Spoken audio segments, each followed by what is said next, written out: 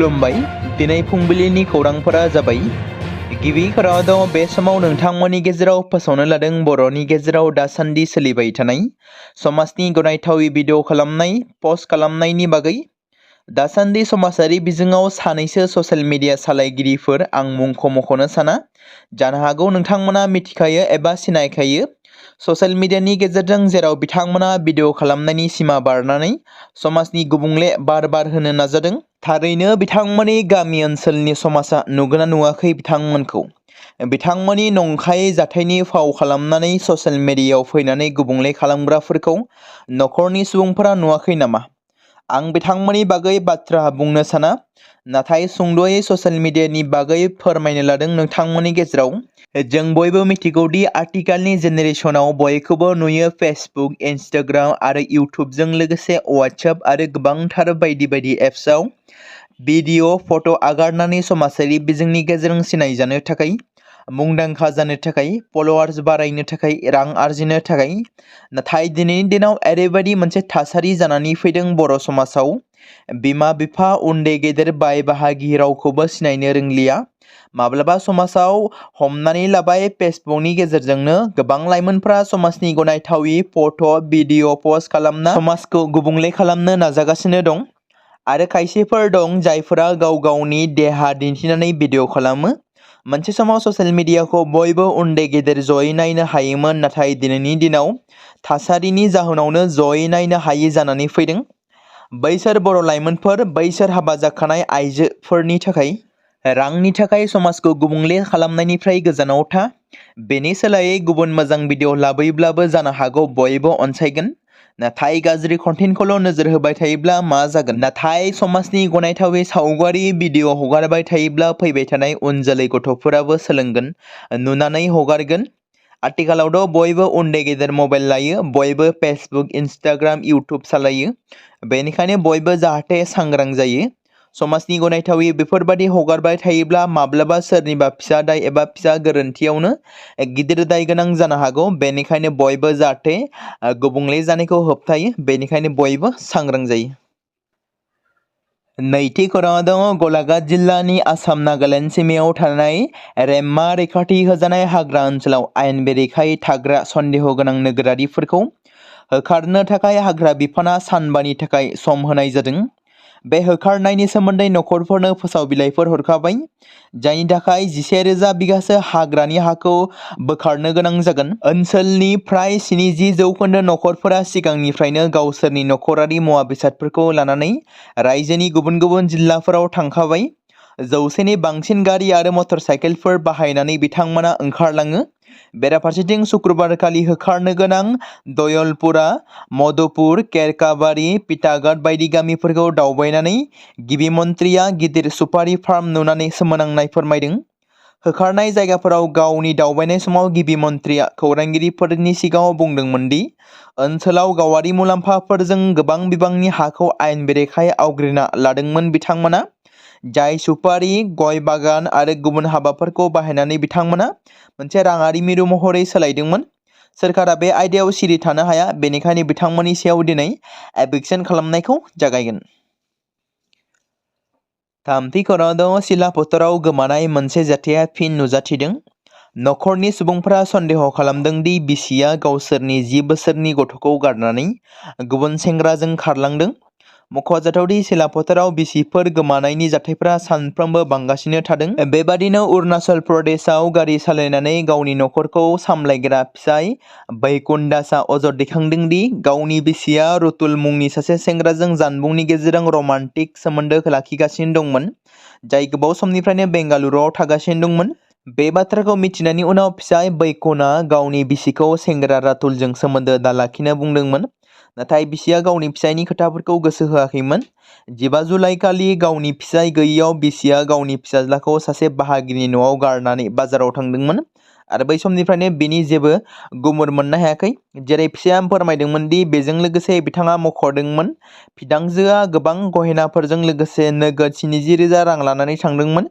मख'जाथावदि बै समनिफ्रायनो रातुलनि मबाइल फनाबो अफ जादोंमोन आरो बे समाव फिसाया बे जाथायनि सोमोन्दै सिलाफोथार पुलिस थानायाव मोनसे गसर थिसनदोंमोन। नाथाय दासिमबो बिसिया बहा दं बेखौ मिथिनो मोननाय जायाखै, जेराव बेनि सायाव नायबिजिरनायखौ खालामगासिनो।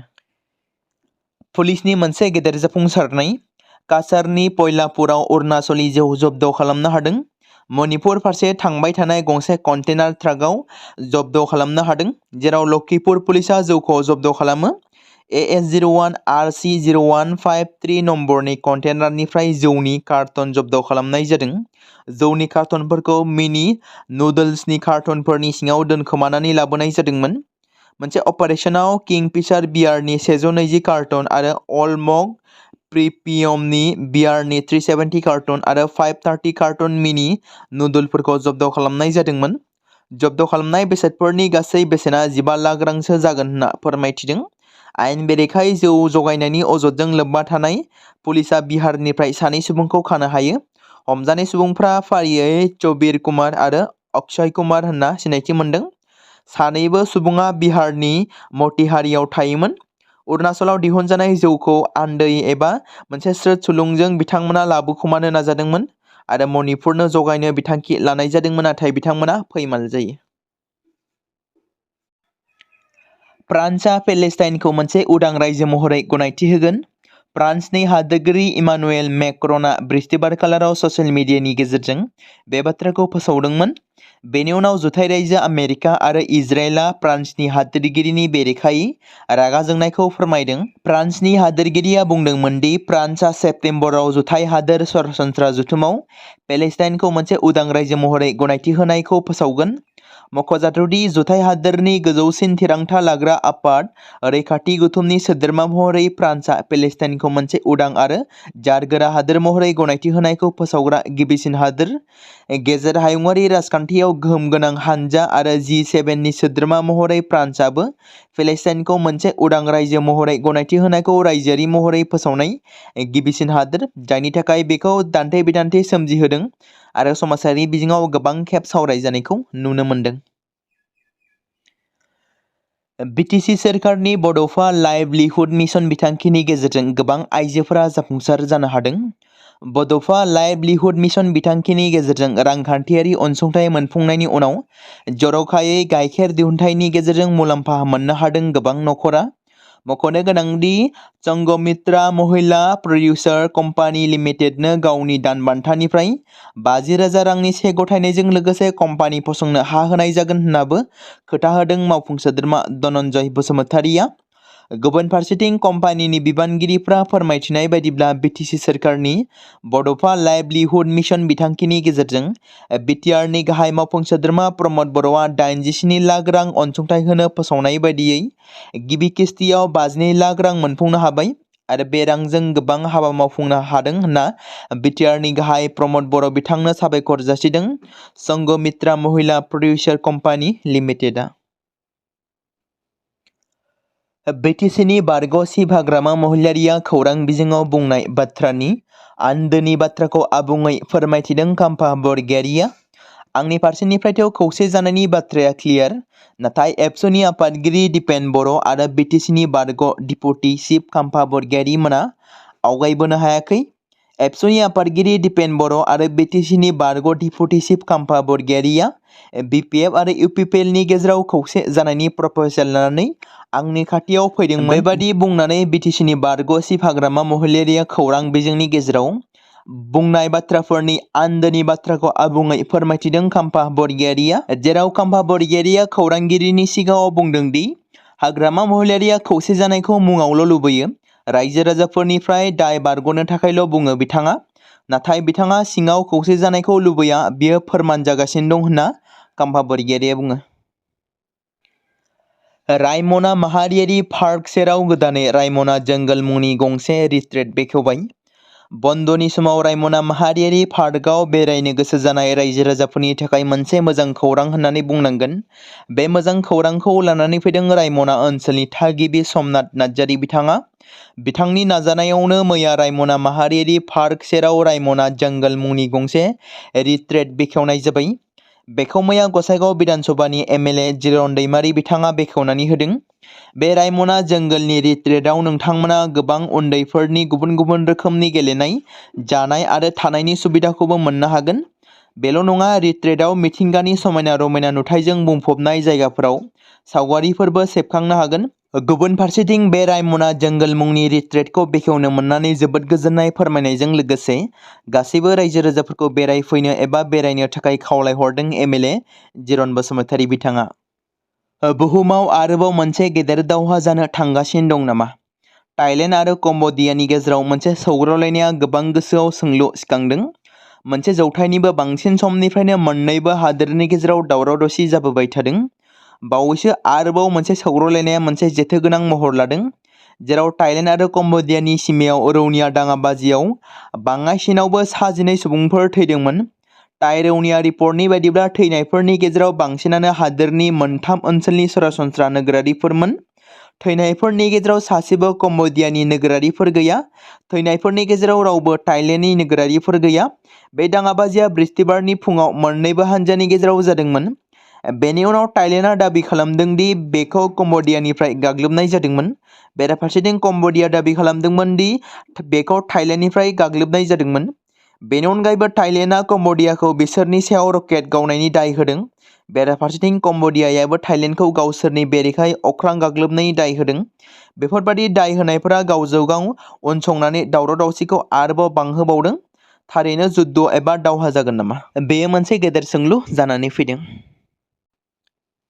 नरेन्द्र मदिआ इन्दिरा गान्धीखौ गाहायाव दोननो हाबाय। बिथाङा हादोरनि बयनिख्रुइबो गोलाव समसिम गाहाय मन्थ्रि महरै हाबा मावनो हानाय नैथि सुबुंनि मासिखौ जायगा आवग्रिनो हाबाय। मख'नो गोनांदि जवाहरलाल नेहरूआ दासिमबो हादोराव बयनिख्रुइबो गोलाव समसिम हाबा मावनाय गाहाय मन्थ्रिनि फारिलाइ 100सिनाव मासियाव दं। बिथाङा 27 मार्च 1947 मायथाइनिफ्राय 1964 मायथाइसिम 6122 सानसिम गाहाय मन्थ्रिनि मासिखौ आवग्रिबाय थादोंमोन। आथिखालाव नरेन्द्र मदिआ जवाहरलाल नेहरूनि उनाव नैथि मासि आवग्रिनो हाबाय। 25 जुलाइ 2025 मायथाइसिम नरेन्द्र मदिआ गाहाय मन्थ्रि महरै 478 सानसिम हाबा मावदों। बेनि उनाव नरेन्द्र मदिआ इन्दिरा गान्धीनि रेकर्डखौ सिफायबाय। इन्दिरा गान्धीआ 24 जानुवारि 1966 मायथाइनिफ्राय 24 मार्च 1977 मायथाइसिम गासै 4077 सानसिम गाहाय मन्थ्रि महरै हाबा मावदोंमोन।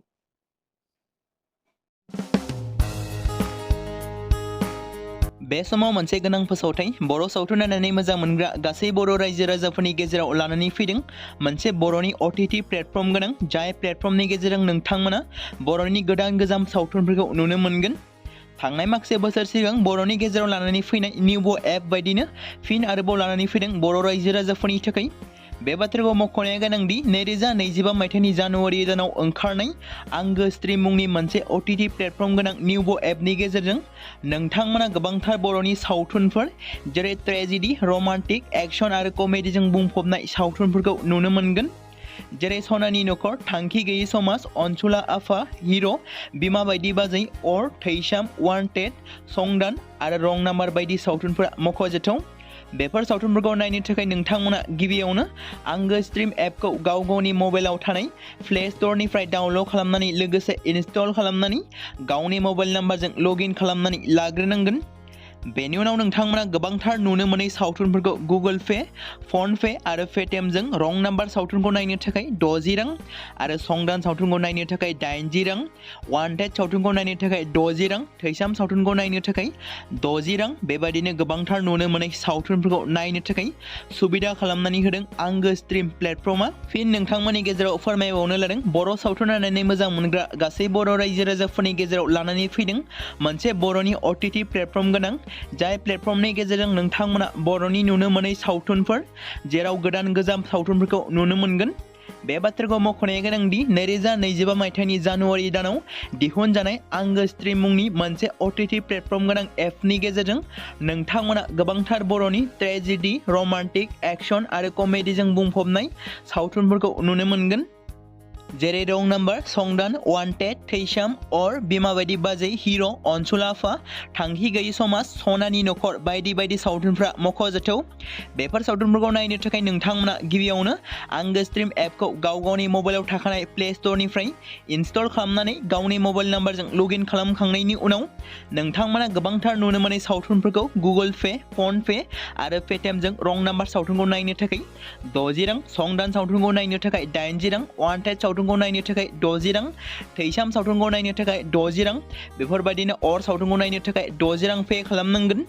बेबायदिनो गोबांथार नुनो मोनै बर' सावथुनफोरखौ नायनो थाखाय सुबिदा खालामनानै होदों आंगो स्ट्रिम प्लेटफर्मआ।